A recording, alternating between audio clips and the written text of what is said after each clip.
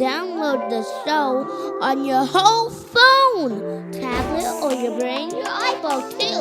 Convo Cafe, suckers.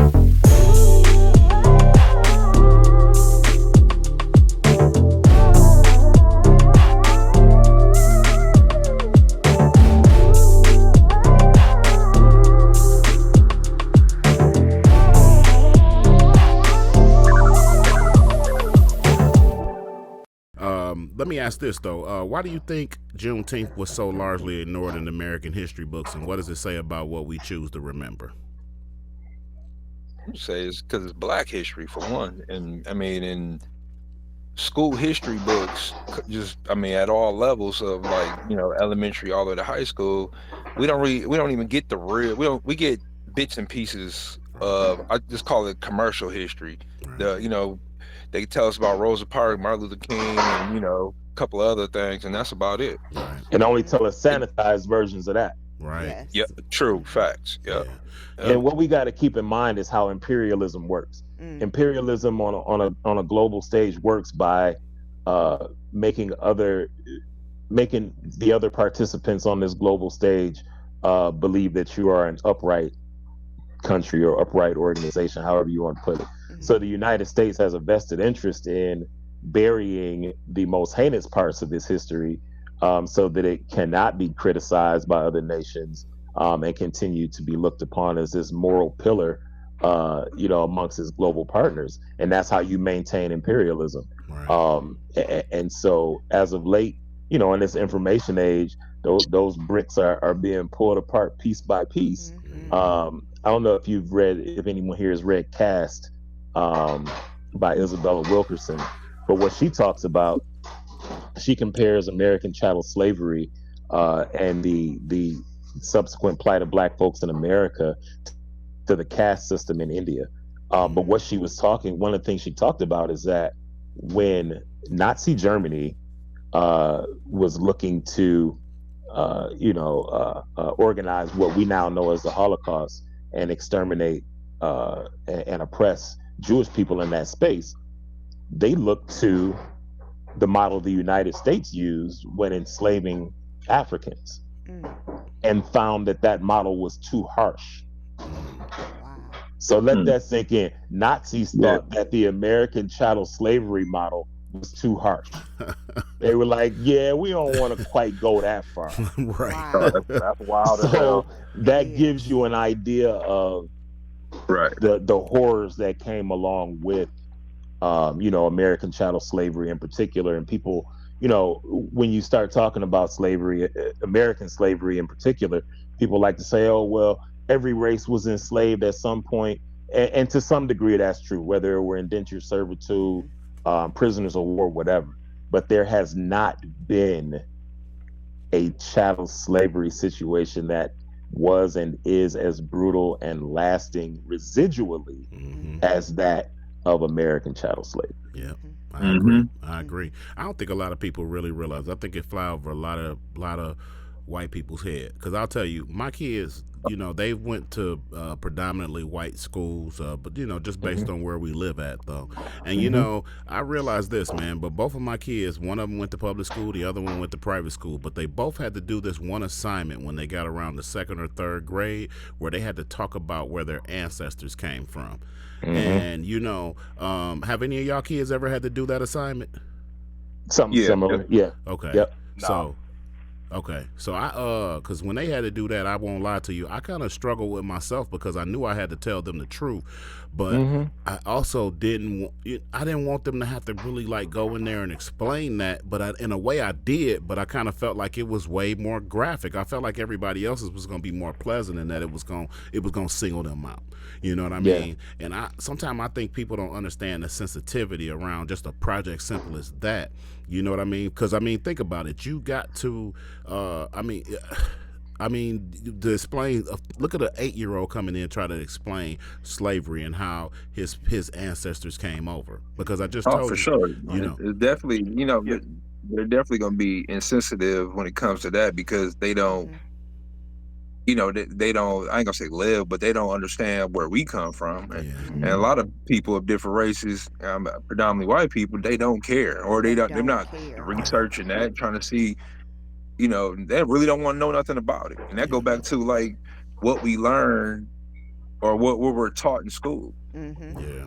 Yeah. Yeah, And it's an with a early project, introduction to black fatigue, man. It's Right. exhausting having to explain black folks to the world all the Yes, time. it is. Man. So now Oh when goodness. you in these spaces in school and you know one of a handful of black kids in your class, and something comes up in your social studies class about black people, now everybody turn looking at you for an answer, That's right? right. Hey, And so and that's how I was raised. I Yeah. went to a predominantly white school. I went yep. to Grand. I was, you know, with the Grand Blanc schools, Mm-hmm. and I could be the only black kid in my class, and Mm-hmm. not even necessarily like when it comes to history. It could be just some Anything. Yeah. black event on Anything. TV. They want to come. Hey, Virgil. Hey, Yeah.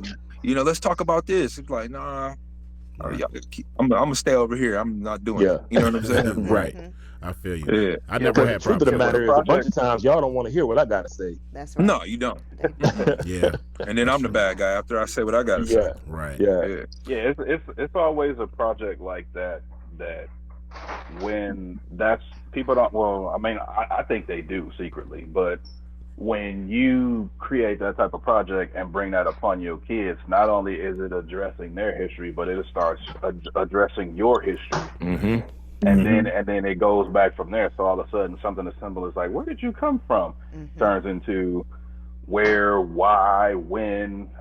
Then you start addressing emotional triggers, you know, generational curses sometimes. So, Mm-hmm. you know, but All right. it is Yeah. what it is. Yeah. And then when you get older, I'm sure we all have had African American studies in Mm-hmm. college or Yes. high school, and you know how those conversations end up. Mm-hmm. Yeah. Mm-hmm. Mm-hmm. Definitely That's though. right. You know. So then what do you think our ancestors, those who waited for their freedom, would want us to do with this holiday today? I think that they would recommend that we keep our communities together and that we keep the black dollar in the black community. And the only way we can do that is by supporting black businesses, helping each other grow, providing each other with tools and resources, and most importantly, like listening to each other. Right. Right.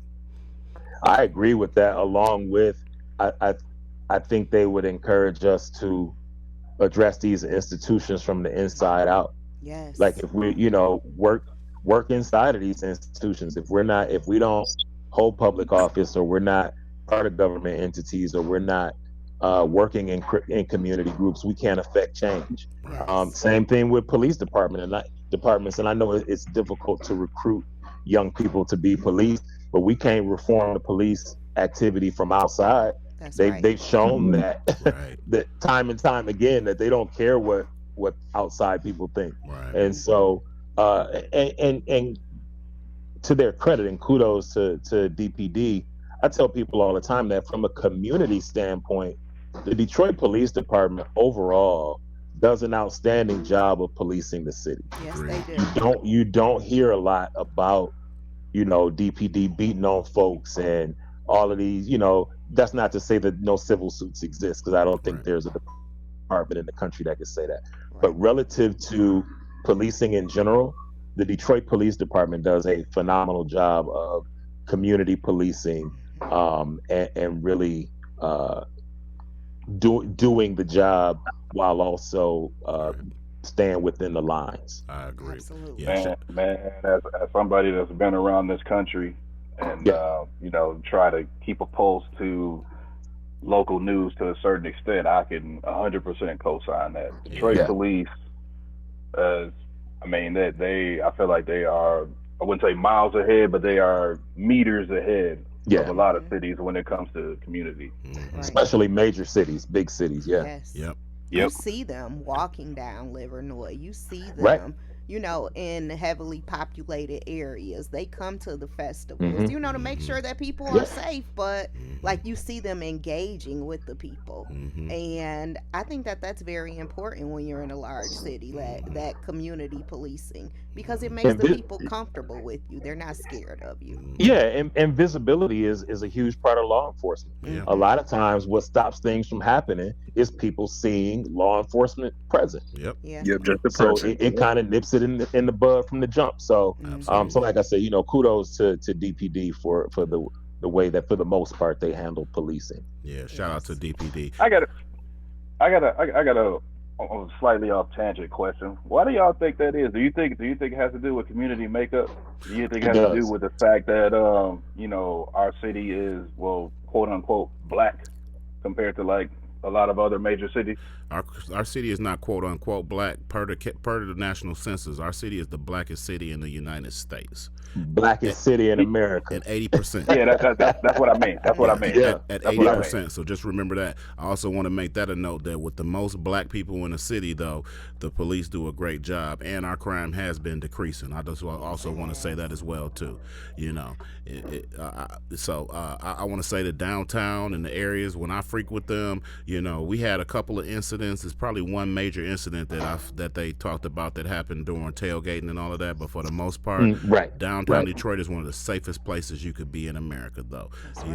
It's just a good time for everybody that don't know or anybody who live out in the suburbs or who wondering or going on what you heard in the past. Detroit is not all that bad. You know what I mean? So I just want to make sure I say that because I think we get a lot of bad flack, for the city or whatever, though. But I think it was a lot of other cities that were at that time that were had urban areas and were going through the same thing. You know what I mean? So. And to your question, I think DPD has been very intentional about recruiting folks that look like folks in the city. Yeah. I don't know if there's still a residency requirement for DPD, but I will say this: there's something to be said for policing people that you got to see in your everyday life. Yes. Yes. Yes. So if I got to pull you over tonight and I might see you at the grocery store tomorrow, Yep. then I need to make sure that I'm not treating you in a way that when I'm out of uniform, That's you'd be like, right. oh yeah, I remember this cat. Let me go on and do what I got to do. Yep. Speak that word. Exactly. No, that's fact. And I think I that's know it, like Genesee County, I don't think they have you don't have to stay in Flint or Genesee County anymore to be, a sheriff or a Flint Police Department police officer. So I mean, you live hour away, you come here, you already know, be on some whatever, and then you just go on back to your go little home town. and go back to your business. Yeah.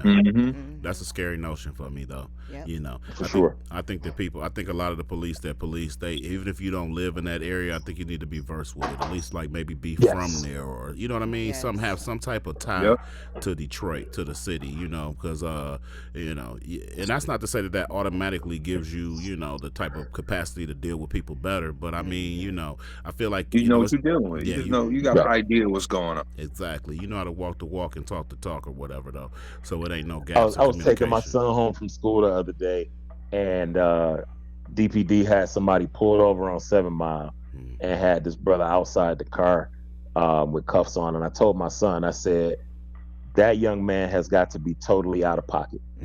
Because for DPD to execute a traffic stop on 7 Mile in the middle of the afternoon and put you in cuffs, whatever you did, you dead wrong. Yep. You dead Because wrong. that's just not what they do. No, not at all. You know what I'm saying? They give you every opportunity to, hey, if your license is expired, hey, I need you to get this taken care of, and here's a resource to get it taken care of. Don't let me catch you out here with this bold license, or don't let me catch you out here with this bad turn signal, whatever.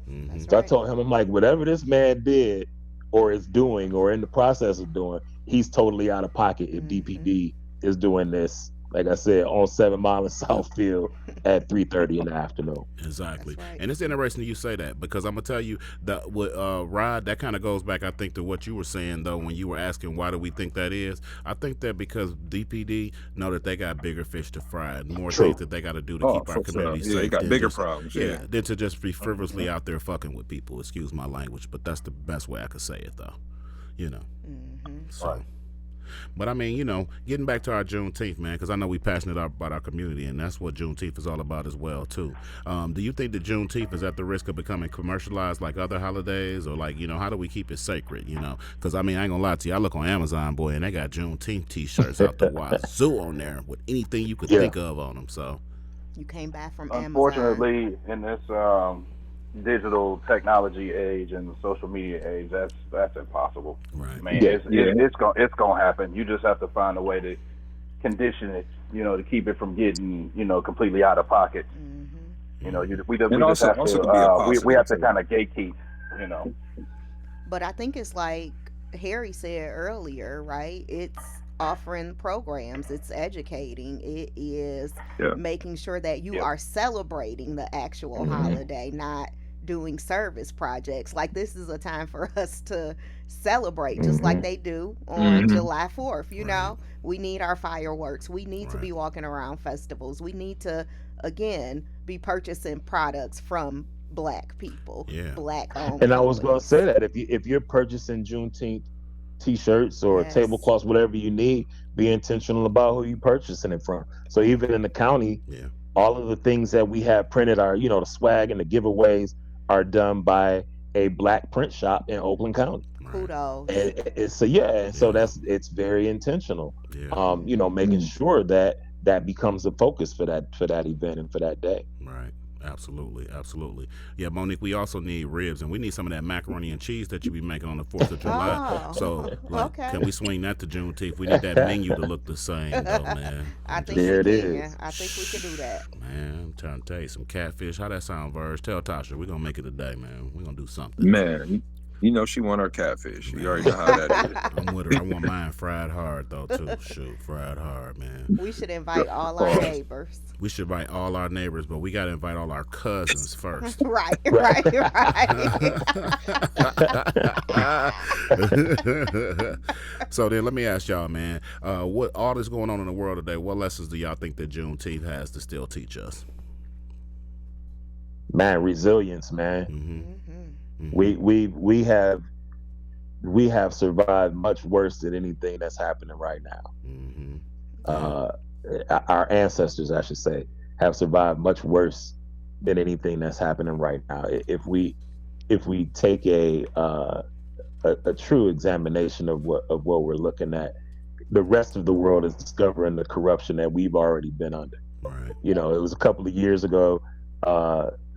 Donald Trump and his followers were talking about how corrupt the FBI is and all of that. We've been talking about that since COINTELPRO. Right. We've been Right. talking about that since the Black Panther Party. Right. So these are things that the rest of the world is beginning to see what we've been seeing for a very long time. Yeah. And so again, I would say that the biggest thing to take from this for us would be that resilience and to lean on the fact that we've been through it and we'll make it through this like we made it through everything else. Yeah. Mhm. and based off what you just said, Harry, I also say, using that, Daffy Donald and COINTELPRO analogy, education.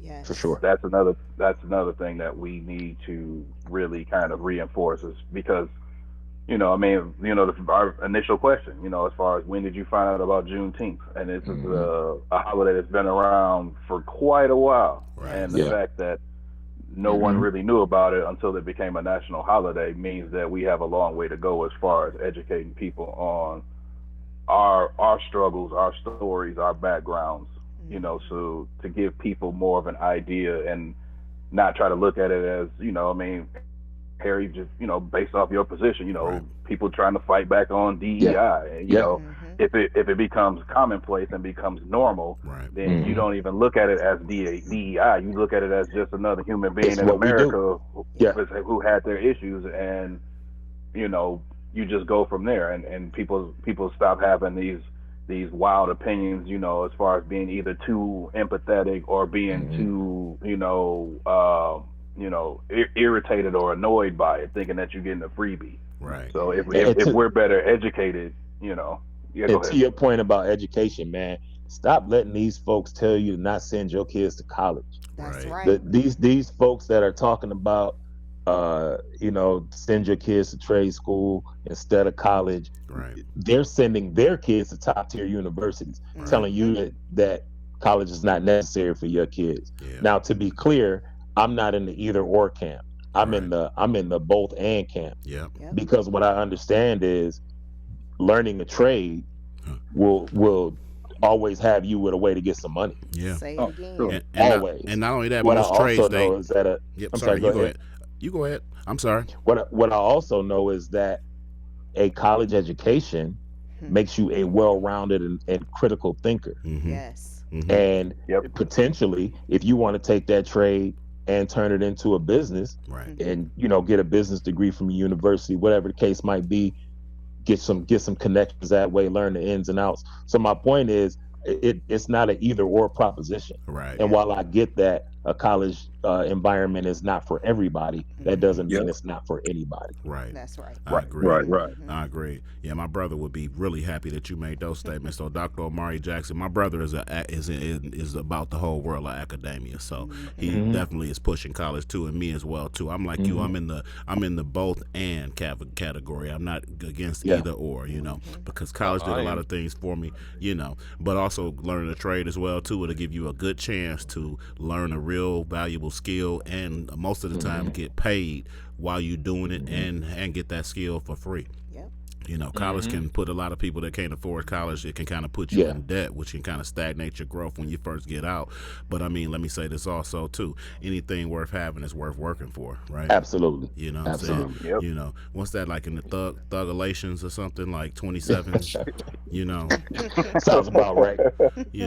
But I mean, let's be real. So so it's either or. No, I agree. Yeah. I got actually, I got a 22 and I got a 20-year-old. 22-year-old is going through the trades program right now. School, he always said school has never been for him, and I get it. Yeah. But he had to find a way, and that's the way that's working for him. I agree. Absolutely. There's nothing wrong My with 20-year-old in college, so So plus going back to Juneteenth, hey, we got our freedom, so hey, it's no limit to what you can do and what opportunities that you got out there, and that's the main thing that we trying to pass on to our kids and the next generation out here is love and opportunity. Absolutely. Yeah. So Levon, I just want to go back real quick to the question you asked, like what would we do? I would, or what our ancestors would want us to do, or something. I can't remember, but I just wrote down, like, be powerful and use your words wisely. So an example is in this corporate structure that we're all in, like, stop code switching. Come to self, be your true authentic self, and make the things that you say and you do count. Yeah, I I agree. love it. I agree. I do too. Trust me, I do. I agree. Yeah. So, I mean, with that, man, in closing, Harry, I want you to tell us about your event again. Tell everybody when it is and when it's going to be. So that they For know. sure. So June 18th, 1200 Pontiac Lake Road in the courtyard in front of the Oakland County Courthouse. Again, there will 11 a.m. to 2:30 p.m. Okay. There'll be food trucks and vendors, all of which are black owned. We'll be raising the Juneteenth flag. We'll have a choir, actually a youth choir there, as well as a DJ. It's gonna be a party, man. Okay. It's gonna be a party. All right, good. The True Combo Cafe. celebration. Combo Cafe gonna definitely try to stop by and get some photo ops and throw it on the Instagram as well too, because we want to make sure that we bring awareness though. You said I this love is it, y'all. man. Yeah, you said this is the 3rd annual, right? 3rd annual, yes, sir. So we look forward to trying to have a partnership and do this with y'all every year. We got to Indeed. we got to shed some light to Juneteenth as well too, because Oakland County is actually a predominantly white, or should I say non-black county as well too. That's So right. It is, and this might be another podcast for another day. But those of us familiar with the historical legacy of Oakland County, right, and its former county executive, That's right. and L. where Brooks we, Patterson. yes, sir. Yes. I sometimes hate Name pulling up to dropping. work because his name is on the building. yeah. Yep. But I bring it up to say that it's the culture that we are instilling there is the exact opposite of what folks have known the culture of that particular regime to have been, and this is an outward expression of that. Absolutely. So for my last words, y'all, Juneteenth is a holiday that is definitely reflective of the history of my family and everybody else on this podcast. And what I want to do and on my platform is just bring some awareness to different things in my culture, because I want to let you guys know some of the things that we go through as black people and some of the things that we celebrate and where we come from, because I think a lot of this stuff adds to our resilience and our character and a lot of things that people like about us though. So we definitely appreciate y'all for listening to us today. Harry, we appreciate you coming on, and everybody Anytime, else bro. Absolutely. And anybody else on the podcast, y'all make sure y'all get out to Oakland County if y'all can and get to the DEI event that Harry has going on Juneteenth as well too. All right, Combo Cafe, we out.